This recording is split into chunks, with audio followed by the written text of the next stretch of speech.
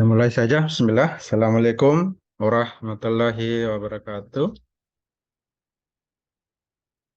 Alhamdulillah. Allahumma sholli wa sallim wa barik alaih. Jadi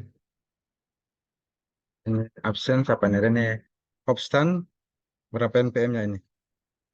Ini Kopstan. 51 Pak. 20.05.10.51.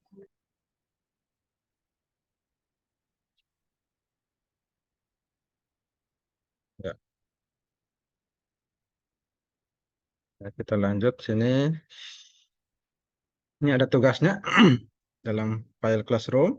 Silakan dikerjakan. Ini waktunya mungkin 2 pekan lagi. Akan tertutup karena ini langganan, harus dibayar tiap bulan. Dan ini akan selesai. Jadi silakan dikerjakan.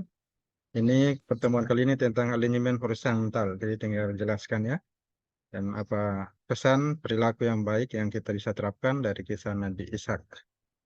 Nah, kita masuk materinya alignment horizontal. Ini materinya bisa diambil internet.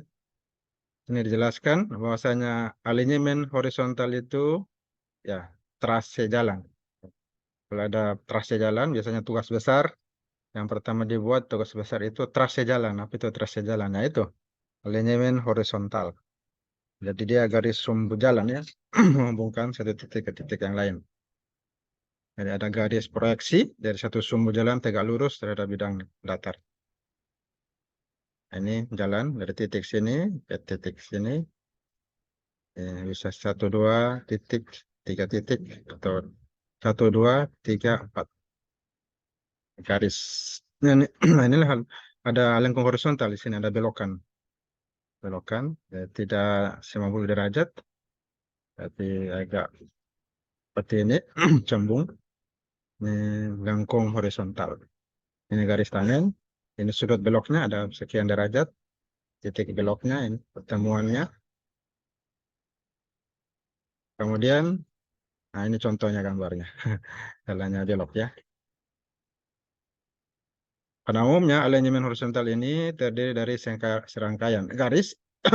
Ada garis lurus yang menggambarkan bagian jalan dengan titik patah atau titik beloknya. Lengkungan horizontal, alignment horizontal terdiri dari serangkaian garis lurus, kemudian terdiri dari lengkungan horizontal, ada lengkungan yang menggambarkan potongan garis lurusnya tadi antara satu titik dengan titik lainnya, satu garis lainnya. Garis lengkung horizontal itu disebut tikungan. Nah, itulah tikungan jalan, ya tikungan jalan. Nah, ini belokan ini, garis horizontal ini adalah tikungan jalan. Jadi lengkung horizontal ini adalah tikungan jalan. Pada alignment horizontal tikungan ini merupakan bagian jalan yang paling kritis jika ditinjau dari faktor keamanan dan kenyamanan bagi penumpang. Apa hubungan tikungan dan kecepatan? Nah, di sini dijelaskan bahwa agar kendaraan bisa bergerak, mengikuti perubahan arah disebabkan oleh bentuk tikungan yang bersangkutan, maka F atau gaya sentrifugal bekerja di atas permukaan jalan oleh titik kendaraan harus dapat diimbangi oleh gaya kendaraan itu sendiri. Apa saja itu? G, gayanya yaitu berat komponen kendaraan dan gesekan samping, set friction. Berat komponen kendaraan itu dikuatkan kami dengan melintang jalan, dan gesekan samping itu karena gesekan ban kendaraan dengan permukaan perkasan jalan. Ini hubungan tikungan. Ini kecepatan tadi, ini hubungan tikungan dan kecepatan. Hubungan antara kecepatan kendaraan dan besarnya tikungan jalan itu ditentukan berdasar hukum kesetimbangan. Ada mempertimbangkan V-nya, faktor kecepatannya, R, jari-jari tikungan, G, faktor gravitasi. Nah, hubungan itu terdiri dari 3 stadium. 1, stadium 2, dan 3. Nah, ASTO, ini standar ASTO, merekomendasikan bahwa besaran nilai koefisien gesekan samping itu berdasarkan kecepatan rencananya ada di dalam tabel ini. Bagaimana kecepatan rencananya? Ini MPH, ini kilometer per jam satuannya, ini FM-nya persentase. Sudah ada dalam tabel. Kalau hubungan tikungan dan kecepatan stadium 1 ini Stadium 1, keadaan permukaan perkerasan jalan datar. Jadi gaya sentrifugal diimbangi gaya gesekan antar roda kendaraan dengan permukaan jalan. Nah, berat geseknya sudah ada rumusnya ini. Besar koefisien gesekan melintang juga sudah rumusnya Fm. Kemudian hubungan tikungan dan kecepatan stadium 2. Nah, ini. Ini permukaan perkerasan jalan dibuat satu kaki miring yang besarnya K. Agak miring ya. Supaya gaya sentrifugal dapat diimbangi besarnya kemiringan tersebut. Sehingga gaya gesekan dapat diabaikan. Nah, besar kemiringannya ini sudah ada rumusnya. Ya, KCF cos tangen sama dengan G kali sin alfa. Cos alfa, sin alfa. Ya. Kemudian yang stadium ketiga, hubungan tikungan dengan kecepatan. Ini besarnya kemiringan jalan K ini tidak dapat mengimbangi besarnya sentrifugal yang timbul. Karena disebabkan semakin tingginya kecepatan rencana atau semakin mengecilnya jari-jari yang dipilih. Maka gesekan dan kemiringan jalan itu bekerja bersama-sama. Rumusnya K tambah Fm sama dengan V kuadrat per 127 kali R. Jadi kemiringan itu K dan seterusnya. Kemudian berikutnya ini ketajaman lengkung horizontal berarti hubungan jalan raya itu dinyatakan besarnya radius melingkar dari lengkung tersebut. Nah, ketajaman lengkung horizontalnya itu besarnya radius melingkar dari lengkung tersebut. Atau disebut derajat lengkung, degree of course. Ini menurut Asto, hubungan D-nya merupakan suatu besaran sudut berbanding dengan jari-jari lengkung. Sudut dengan jari-jari lengkung. Ini gambarnya. Perbandingan itu diperoleh dari ya, rumus tentunya, 100 per 2 PR. Jadi D, yang sudah ada rumusnya, 5729,58 per R. Ini jelaskan lagi tentang definisi tali busur. Sudut lengkung, degree of a curve, itu yaitu sudut pusat yang dibentuk oleh tali busur sepanjang 100 feet. Nah, ini hubungan tepat antara jari-jari atau R dengan sudut lengkung, itu rumusnya sudah ada R minimum, R-nya, D minimum juga sudah ada rumusnya. Nah, tadi Asto ini Bina Marga juga ada rumusnya. Cari R, mencari D, ini rumusnya. Ini persamaan sebelumnya. R dipengaruhi oleh K, Fm, VR, kecepatan rencana yang ditetapkan, sudah di atas sebelumnya. Yang demikian bisa diperoleh satu sudut lengkung tertajam. Bagaimana sudut lengkung tertajam dari suatu tikungan jalan raya disesuaikan dengan nilai kecepatannya, VR, kecepatan rencana, pada nilai kemiringan maksimum. Nah, ini gunakan rumus 2 ya, ada rumus Asto dan rumus Bina Marga. R minimum, D minimum, E maksimum. Masing-masing yang punya rumus. Sesuaikan kondisinya, di mana diteliti. Di Indonesia mungkin lebih tepat Bina Marga, atau suatu tempat tinggal dilihat mana yang sesuai, Asto atau Bina Marga. Nah, kemiringan melintang pada tikungan itu terjadi karena dia terjadi berangsur-angsur, yaitu keadaan dengan kemiringan normal pada jalan lurus hingga ke bagian lereng dengan kemiringan maksimum pada daerah titik belok. Nah, kemudian ada ditunjukkan oleh diagram super elevasi.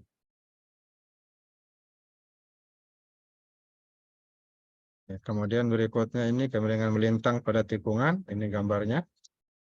Ya. Ini bagian jalan yang lurus, bagian jalan sepanjang lengkung peralihan, dan bagian jalan pada busur lengkung ini. Ya, terjadi perubahan jalan ya. Melengkung, belok. Kemiringan melintang pada tikungan. Jadi ada 3 cara tadi ya di atas yang lazim digunakan untuk jalan 2 jalur arah tanpa median adalah cara 1. Apa itu cara 1? Yaitu dengan sumbu jalan sebagai sumbu putar. Kali ini saya bawakan karena cara ini tidak mempengaruhi perencanaan penampang memanjang jalan yang bersangkutan serta titik sumbu jalan tidak berubah dari kedudukan elevasi semula. Jadi ini yang pertama yang digunakan.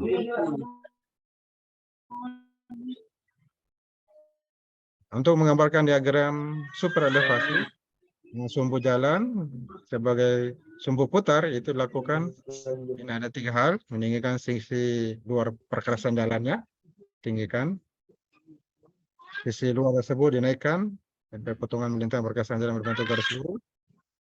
Dan kemudian seluruh potongan melintang jalan diputar hingga mencapai super elevasi penuh. Masuk kuliah online. Stop.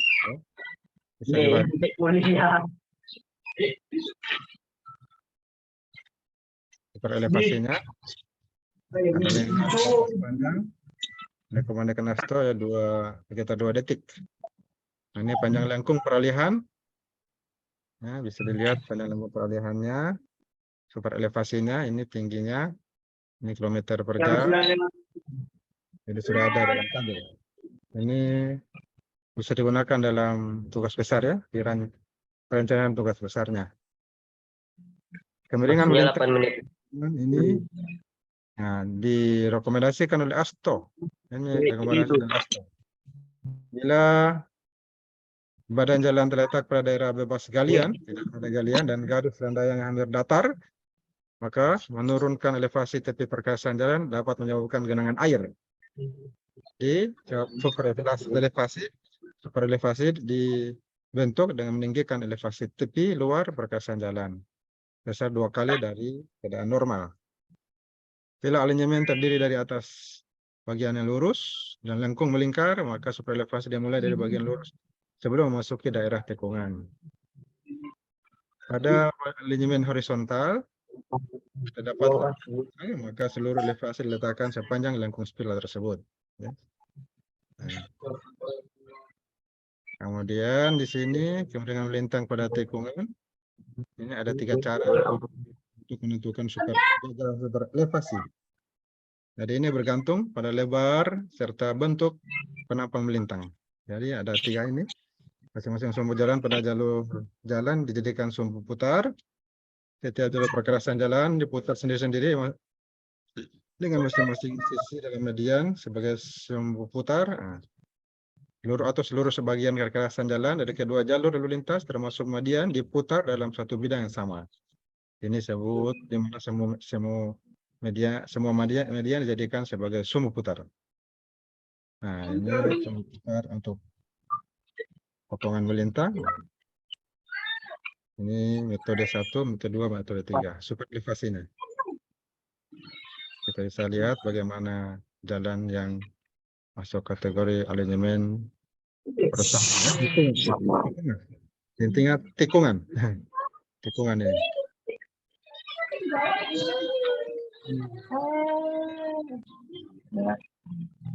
Ya. Jadi ini pembahasan sedikit tentang alinyemen horizontal. Ada lagi satu ini materi. Sudah baca-baca tentang alinyemen horizontal. Tadi sudah dijelaskan pengertiannya. Alinyemen horizontal. Ya, trase jalan. Trase jalan kalau menyusun tugas besar, yang pertama disusun trase jalannya. Bagaimana menghubungkan titik 1 ke titik berikutnya. Titik A ke titik D misalnya. A melewati B dan C. A, B, C di garis lurus. Dan itu akan dibuat tikungan kan, ada tikungannya, ada belokannya. Nah, alinyemen horizontal itu ada bagian lurus dan bagian lengkung. Nah, tikungan. Dan ada tikungan gabungan. Ini panjang bagian lurusnya sudah ada standarnya. Untuk jalan arteri, kolektor atau lokal. Nah, data perbukitan pegunungan, nah, sudah ada datanya berapa kilo. Untuk arteri, kolektor lokal. Data perbukitan pegunungan. Ini tikungannya. Ada 3 bentuk itu tikungan, ada SCS, spiral, circle spiral. Nah, ini di tugas besarnya nanti bisa dilihat. Dalam menghitung bagaimana SPS atau FC, full circle, atau spiral SS. Ada SCS, ada FC. Tikungan. Ini panjang dari jari tikungannya. Rumusnya kemudian hasil perhitungannya masukkan dalam tabel. Ini kecepatan rencana berapa kilometer per jam, kemudian ini R-nya, panjang jari-jari tikungannya, sudah ada datanya. Lengkung peralihan ini ada untuk spiral atau parabola. Melengkung dia. Kemudian ini rumusnya dari LS. Ini sudah ditampilkan LS panjang melengkung peralihan. Sekian kecepatan rencana, ini kilometer per jam, super elevasinya juga sudah ada. Nah, sudah ada rumusnya, dihitung, ya sudah. Masukkan di tabel inilah sebagai dasar dalam perhitungan. Panjang dari jari tikungan juga ini, tanpa lengkung peralihan juga sudah ada. Dan kecepatan rencana sekian kilometer per jam, maka RTLP tanpa lengkung peralihan ini, jarinya sudah ada datang. Ini juga panjang jari tikungan sudah ada. Pergeseran lintasan pada tikungan dengan lengkap lengkung peralihannya. Berbelok. Panjang tapi berbelok. Karena elemen horizontal itu berbelok dia. Mission trase jalan melengkung, belokan. Ini metode pencapaian super elevasi. Ada STS, FC, dan SS. Nah, ini akan lebih diketahui kalau aktif ya, kerjakan tugas besar. Ada perencanaan tikungan STS, FC, SS. Jadi sudah ada dasarnya, rumusnya sudah. Dasar perhitungannya. Itu ada pencapaian super elevasi pada tikungan SCS. Nah ini. Kemudian lengkung peralihan. Nah, kalau berbelok kan sudah lengkung peralihan. Lengkung peralihan penuh di sini. Lengkung peralihan. Ada lagi lurus. SCS. Di dalam tikungan ada. Nah ini contoh bisa kita lihat super elevasi kan. Ini super elevasi development link. Panjang super elevasi. Metode pencapaian super elevasi pada tikungan FC, ya. Tadi SCS, ini FC. Ini gambarnya. Ini pelebaran di tikungan. Ya. Jadi ada pelebaran di bawah 0,6 meter. Ini dapat diabaikan.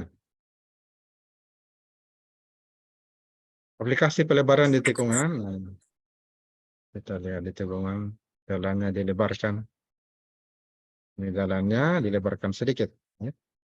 Lebih besar ya tikungan. Ini jalan aslinya. Pelebaran di tikungan juga sudah ada dalam tabel. R-nya jari-jarinya, kecepatan rencana, sekian, sudah ada datanya. Tikungan gabungan, TG, sudah ada penjelasannya. Jadi baca-baca dan diaplikasikan dalam tugas besar. Kerjakan tugas besar ini. Teori-teorinya sudah ada di sini, TG, searah. Agak kabur ya. TG balik arah. Tikungan ini. Jadi itu materi kita pada kesepakatan ini. Kali ini tentang alignment horizontal. Kemudian saya tutup ya, dengan materi pengembangan karakter. Di mana kita juga teknokrat nanti harus memiliki sifat karakter yang mulia, watak yang mulia. Nah, itu bisa kita ambil pada orang yang mulia. Yang pertama adalah para nabi. Ini kita bisa contoh bagaimana sikap mereka, karakter mereka, para nabi. Kali ini kita membahas kisah Nabi Ishak alaihissalam. Nah, di zaman dahulu kala ada malaikat berwujud manusia bertamu ke rumahnya. Dia mengabarkan bahwa Allah Ta'ala akan memberikan putra bernama Ishak alaihissalam. Jadi Nabi Ibrahim alaihissalamnya putranya Ishak. Dari Nabi Ibrahim ini tidak ada anaknya. Dan Allah mengutus malaikat menyampaikan bahwa akan ada lahir putranya bernama Ishak alaihissalam. Nah, Nabi Ibrahim diberikan kabar setelah sekian lama tidak punya anak. Jadi beliau ini dinikahkan oleh istrinya sendiri. sehingga istrinya 2, Nabi Ibrahim.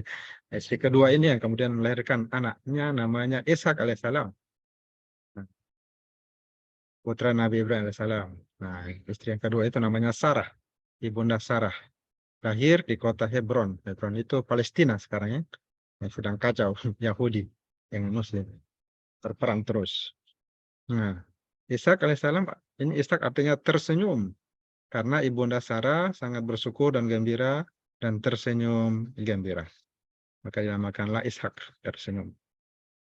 Nama Nabi Ishak alaihissalam ini disebut di dalam Al-Quran 8 kali. Ya, 8 kali Allah Ta'ala memuji akhlak mulia Nabi Ishak alaihissalam. Jadi akhlaknya mulia. Ini karakternya mulia. Ini karakter terbaik, karakter termulia itu adalah karakter para nabi. Allah Ta'ala menjadikan Ishak alaihissalam soleh dan cerdas. Yang baik, orang baik dan cerdas. Suatu anak. Nabi Ishak alaihissalam mengajak kaum bangsa Kan'an. Saat itu bangsanya bangsa Kan'an yang mereka tidak mengenal Tuhan, tidak mengenal Allah Ta'ala. Nah, Nabi Ishak alaihissalam ini belajar tentang ketaatan dan kesungguhan menegakkan sholat seperti saudaranya Ismail. Kemudian yang setelah lahir Ishak, ya, istri pertama Nabi Ibrahim mengandung dan melahirkan Nabi Ismail. Jadi Ismail itu adiknya, Ishak, kakak adik. Dua-dua Nabi, menjadi Nabi, kemudian menjadi Nabi. Berlanjut Nabi Ibrahim. Nabi Ishak alaihissalam sangat dekat dengan Allah Ta'ala. Dua-duanya dikabulkan oleh Allah Ta'ala. Luar biasa. Orang Nabi, orang yang taat. Orang yang tidak bermaksiat. Selalu berbuat baik. Nabi Ishak alaihissalam dan Nabi Ismail alaihissalam, ini kakak beradik, serta ayahandanya Ibrahim alaihissalam mendirikan Masjidil Haram dan Masjidil Al-Aqsa. Jadi siapa mendirikan Masjid Haram di Makkah sana? Itu Nabi Ibrahim, Nabi Ishak dan Nabi Ismail. Siapa mendirikan Masjid Al-Aqsa di Palestina? Sama, Nabi Ishak, Nabi Ismail, dan Nabi Ibrahim. Jadi dua-duanya itu konsep bangunannya sama. Kalau dilihat persegi 4. Dua-duanya persegi 4. Kalau ini, masjidnya kalau dilihat tanahnya itu dibentuk segi 4. Ada batasannya di beton. Nabi Ishak alaihissalam wafat pada usia 180 tahun. Nabi Ishak diberi putra namanya Yakub. Nah, kemudian juga menjadi Nabi Yakub alaihissalam. Dan Nabi Ibrahim, kemudian Nabi Ishak, lahir adanya lagi Nabi Ismail, kemudian Nabi Ishak melahirkan anaknya Nabi Yakub alaihissalam. Inilah kisah Nabi Ishak ya alaihissalam. Secara singkat, gimana kita mudah-mudahan kita bisa mengambil hikmah, kesan karakternya yang mulia, yaitu kita harus rajin belajar dan taat pada orang tua, taat pada guru, orang tua, dosen. Setelah rajin belajar dan taat, suka berbuat baik, beramal soleh, ya, berbuat baik, beramal soleh, sehingga doa-doanya dikabulkan Allah Tuhan Pencipta alam. Dan selalu menjaga dan mengerjakan sholat, mengerjakan ibadah, selalu beribadah, ibadah mengerjakan sholat. Nah, ini hikmah yang kita bisa ambil dari kisah Nabi Ishak alaihissalam. Ini ada doa-doa juga bisa dihafal. Kalau mau dihafal ini, Rabbi habli minas sholihin. Ya Tuhanku, anugerahkan aku seorang anak yang termasuk orang-orang soleh. Rabbi gani muqimas sholati min dzurriyyati rabbana taqabbal doa. Ya Tuhanku, jadikan aku dan anak cucuku orang-orang yang tetap mendirikan sholat. Ya Tuhan kami, perkenankanlah doaku. Nah, ini bagus dihafal bagi yang muslim dan yang lainnya juga sebagai doa ya, untuk memperoleh anak yang soleh, anak yang soleh, cucu yang soleh, istri yang soleh. Nah, demikian materi kita hari ini. Mudah-mudahan bisa kita aplikasikan ini sehingga terbentuk watak karakter yang mulia ya. Ya, kita memiliki menjadi peserta didik yang beriman, bertakwa, berakhlak mulia. Akhlak mulia di samping sehat, berilmu, dan seterusnya berakhlak mulia. Demikian materi kita pada kesempatan ini. Selanjutnya yang belum absen, mungkin siapa yang belum absen? Ini Saya, Pak. Saya, Pak. Saya, Pak, Babang Gambik, Salman Hardi, Pak. 34, Pak. Naripin Pak sama Rijal, Pak. Muhammad Rijal. Umur 48. Aliansa. Pak 54 Pak. Buat aku paling 54. kali. Ya, berapa NPM yang lain? Pak Harapan NPM 54 Pak. Aliansa 37. Absen. NPM 54 Pak. Pak, saya Pak. 37. Ya, silakan. Pak, saya Megawati Bualo. Muhammad Rijal, Pak. NPM 40. PM 34. 34 Afianto. Iya, Pak. Yang lain berapa NPM-nya? 38 Pak. 43, Pak. Megawati Bualo Pak 41. Iya, nah. 38. Iya Pak. Ih, Pak Salman Hardi, Pak. 43, Pak. 41. 41 Pak. Muhammad Rijal juga, Pak. Muhammad Rijal. 43 Salman Hadi. Siapa lagi? Pak. 48 sudah ya? 59, Pak. 59 deh. Muhammad Rijal, Pak. 40. 40 Muhammad Rizal. 59 Pak, 59. Ibnu Arifin, Pak. 48. 9. Resep duit no. Ya. Ifarnya anak kasihan Ical. 39 apa lagi? Pak. 39. 9 Muhammad Iksan, Pak. Iksan juga. Berapa NPM? Salman Hardi 43, Pak. 58. 58. 58 baru 59 Pak. Ya, itu di bawahnya. Usah, Pak. Dan usah, Pak. Ya, Amrizal Galendo Pak 59. Tidak usah, Pak. Tidak usah diabsen kalau Rijal, Pak. Itu udah Rizal dari tadi. Yang mendengar itu sudah gila memang. 36. 36. Angga Irfan sih. Angga 39. Angga 39. Enggak ada Densa ini, Pak. Angga Irfan sih. Pak Buran tuh sudah absen, Pak. Itu di palian saya sopin di Simar, Pak. 39, Pak. Hardi 43 sudah, Pak. 39, Pak. 39. Ya. 43, Pak. 43 Salman Hardi. Simar, Pak. Salman Hardi itu bisa diabsen, Pak. Kenapa? Gitu. Jino Badiam Jitno. Tahu akan Juitno, sama orang kampung-kampung ta. Sudah? Buran itu bisa diabsen, Pak. Buran itu bisa diabsen. Pak, kalau bisa Juitno, Pak, itu dihapus saja kehadirannya, Pak. Pian Densan Pian. Sudah semua ya? 37. Sudah 37. Pak, 3, Pak. Salman Hardi paling hitam. Iya. 53 Pak. 43, Jino Pak. Arifin, Pak. Jino Arifin hapus saja kehadirannya. Amrizal Galendo so pindah di Untat. Tidak perlu itu, Pak. Sudah ya? Jadi jangan lupa kerjakan tugasnya ini tinggal mungkin 2 minggu. Ya, nanti saya bisa Baik, Pak, periksa baik. di sini. Ini Oke, kelihatan Pak.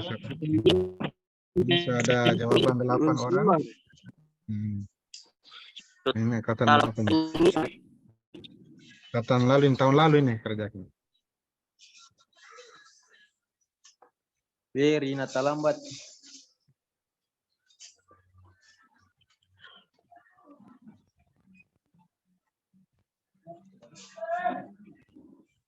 Habis waktunya. Oke. Masih ada waktu ini. Nice. Tidak bisa habis. Apa ini? Jaringan internet terganggu. Pak sama boleh Ya, panjang yang Jadi ini kerjakan tugas-tugasnya semua, baru nilainya agak tinggi. Kalau sebelum dikerjakan ini masih kosong, masih kehadiran cuma D. Jadi harapkan tugasnya dikerjakan supaya nilainya bisa A. Masukkan semua. UTS juga sudah lewat, yang dikerjakan, dikirimnya. Lamar yang begitu tuh pakai tali. Pakai tali tuh. UTS saya lihat ini sudah kerjakan belum? Saya belum periksa. UTS. Ujian nah ini ada UTS ini ujiannya. Ini. Jadi klik. Periksa. Iya. Kita tahu sedang hujan. Jaringan lama juga nih. Ini kelihatan di sini siapa yang kerjakan. Oh itu tuan itu coba tanya. Yang kemarin pakai mobil saya pakai tali kain dalam mobil. Tidak tuh, dipakai. Ada berapa orang kerjakan angkatan 2000. Jadi kalau sudah dikerjakan kelihatan di sini. Iya jawabannya di sini. Baik Pak, baik. Yang pertama, kedua, dan seterusnya. Ini sudah dijawab. Jadi kenapa kerjakan? Karena ini bergantung dengan nilai. Nilai di sini akan ada kalau ada isinya ya. Isinya semua. Begitu dulu kita kuliah hari ini. Ya Pak. Pekan depan itu kalau akhir bulan berarti kuliah offline ya, kuliah di kampus. Ya Pak. Iya, Pak. Yang akhir ya kuliah kita. Mengucapkan alhamdulillah ya rabbil alamin. Assalamualaikum warahmatullahi wabarakatuh. Waalaikumsalam warahmatullahi wabarakatuh. Assalamualaikum warahmatullahi Itu buka wabarakatuh. topeng kue. Itu buka topeng. Itu muka ke apa tuh? Muka Weh, tambah. buka topeng. Weh, ini buka topeng itu. Oke, sampai ketemu lagi.